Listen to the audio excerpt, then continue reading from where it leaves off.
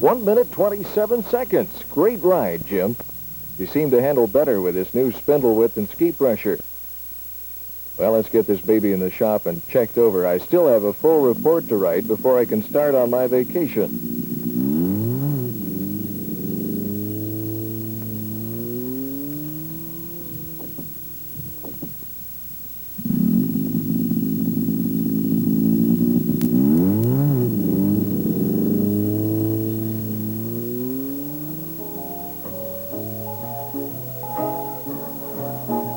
If I know my wife, Judy, she'll be ready and impatiently waiting by the time I finish. Folks, my name is Jack Waters. I'm a performance technician. My job is putting snowmobiles through their paces.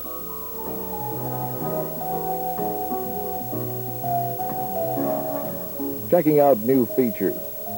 Testing the dependability, durability, and operational efficiency of new modifications.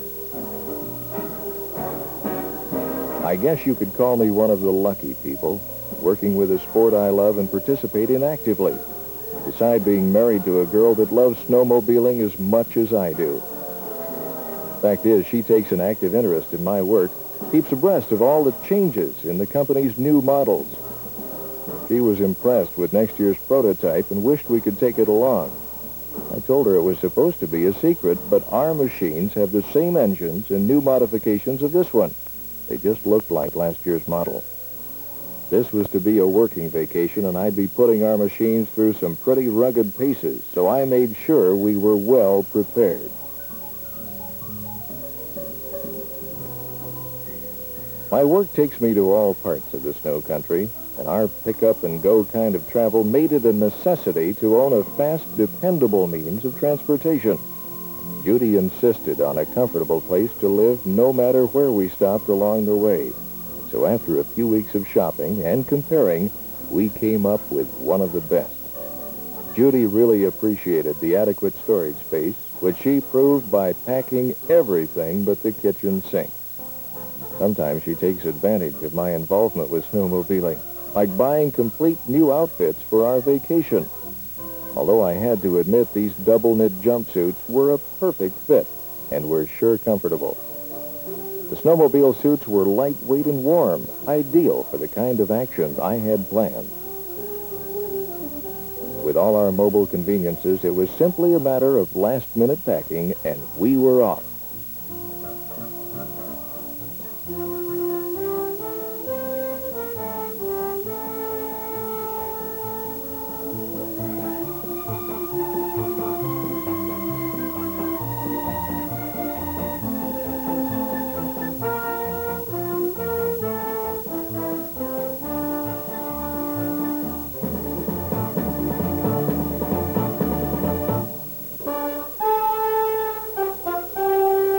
West Yellowstone, Montana. If you're wondering why two people who live in the heart of one snow country would pack up and travel 1,000 miles to another one, the answer is relatively simple.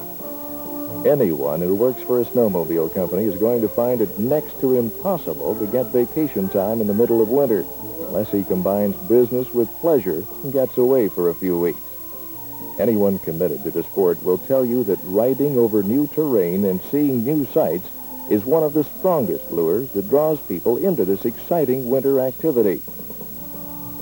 Judy and I had two reasons: company business combined with a longing to explore the great expanse of snow country around West Yellowstone. For our first stop, we selected an ideal location and were soon off for an afternoon of fun and pleasure.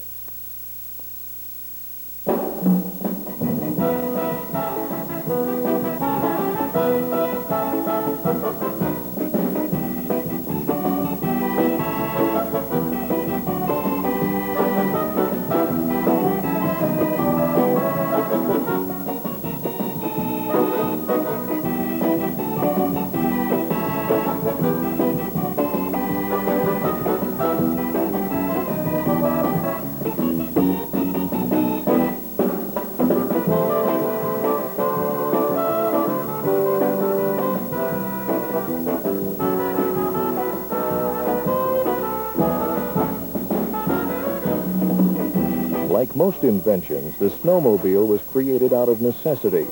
People in deep snow country needed a fast, reliable method of transportation for emergencies. But soon others discovered the fun and enjoyment provided by the versatile snow machine, and a new sport was born.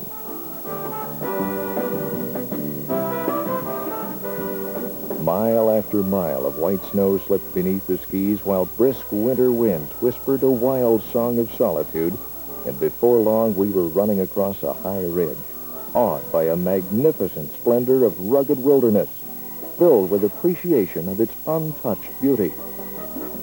Snowmobiling by itself provides a great deal of enjoyment, but the wise enthusiast soon learns his fast mobile machine offers him an opportunity to share some of the many wonders of nature. This is elk country, and to spot one of these regal giants set against a winter backdrop is a sight not soon forgotten.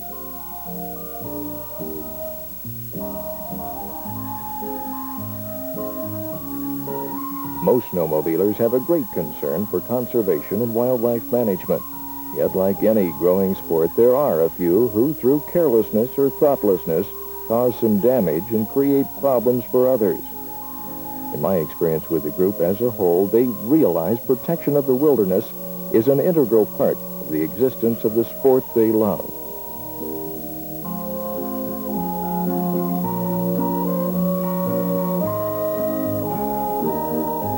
Snowmobiling takes active participation. The cold, crisp air, exhilarating feeling after riding over open country can make a person pretty tired after a full day. And that's when you appreciate the comfort of your motor home.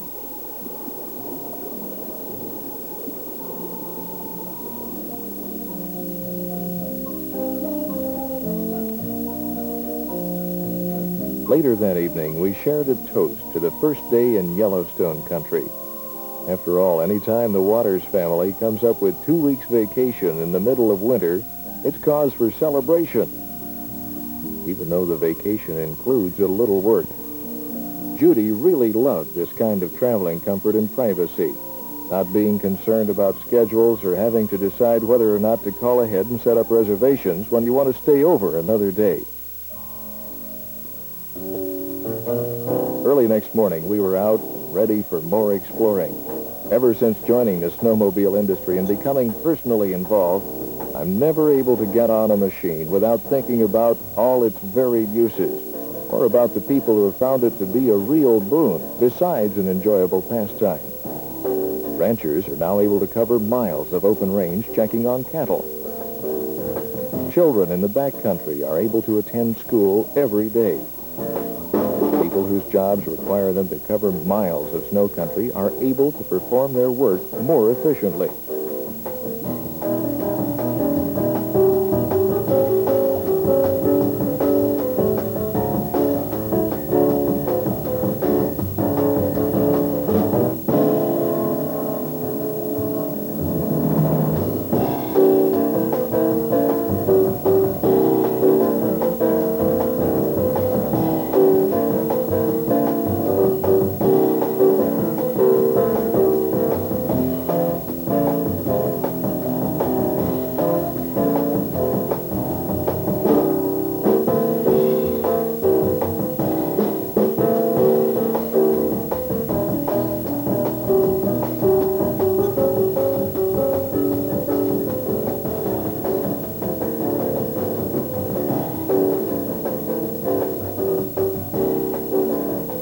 One such group are those that bear the responsibility for protecting our natural resources.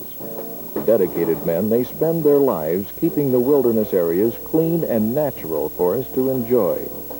Always a ready source of knowledge and information, they are willing to give every assistance when requested.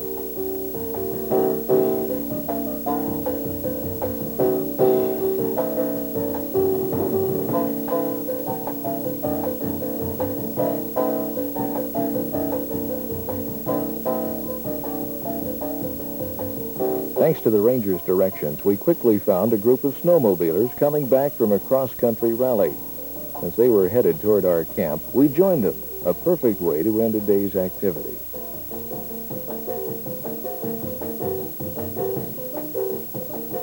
As soon as we returned to the motor home, I told Judy I'd better start doing a little company work, or my boss might feel he'd gotten the short end on this work-vacation agreement.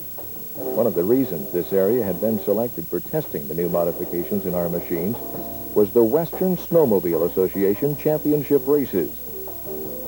While I had no particular assignment concerning the race, it was my job to make a report on the general performance of our racing machines.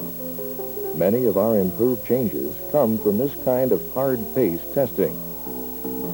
Some of the people involved in the race program had already arrived at race headquarters days in advance of the actual competition. Judy and I joined them in an evening cocktail as we discussed the details of the different events our company had entered. Conversation turned to past years and some of the thrilling moments our teams had provided in winning a number of first-place trophies. Predictions were flying every which way until finally it was my turn. I predicted we'd do as well, if not better, than last year.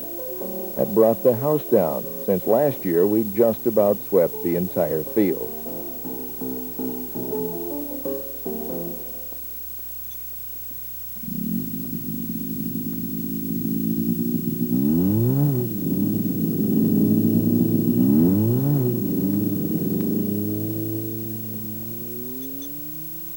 Next morning, the machines were prepared for the long, rugged trip to Old Faithful. I always made sure our equipment was in top shape to provide the kind of performance required for each journey. Despite some opinions, safety is a big factor to most snowmobilers. In fact, many clubs now establish a standard set of safety rules and teach members how to care for their machines. They know if you take care of your machine, it'll give you trouble-free dependability. A number of lodges and resorts now stay open all year offering winter activities, providing snowmobiles for their guests and expert instructors and guides as part of a winter vacation package.